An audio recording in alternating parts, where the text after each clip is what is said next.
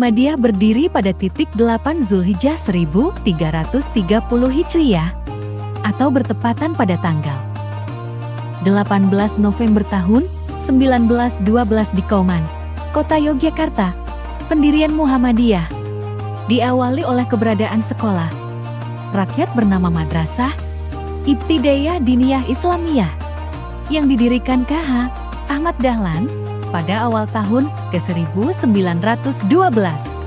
Madrasah Ibtidaiyah Diniyah Islamiyah didirikan oleh KH Ahmad Dahlan tanpa bantuan dan sumbangan dana orang lain. KH Ahmad Dahlan mengandalkan harta bendanya untuk mewujudkan lembaga pendidikan Islam modern yang dibayangkannya.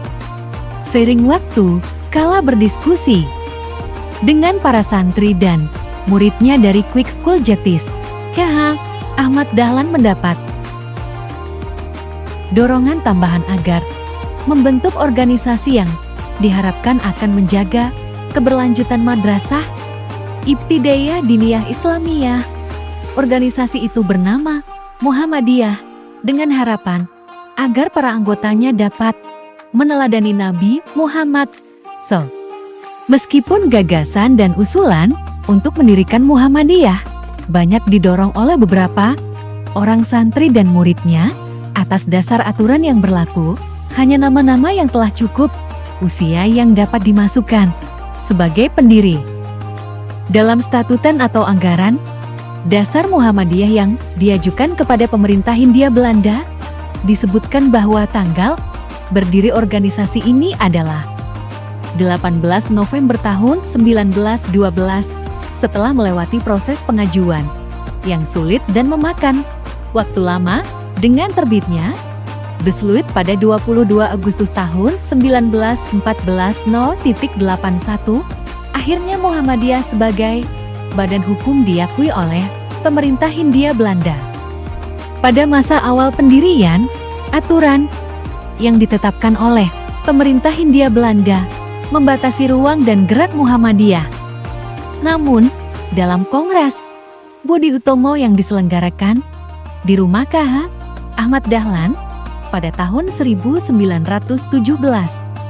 pendiri Muhammadiyah ini menyatakan bahwa organisasi ini perlu berdiri tidak saja di Yogyakarta, tapi juga di seluruh Jawa dan bahkan di Sumatera, Sulawesi, Kalimantan, dan di berbagai tempat di Nusantara.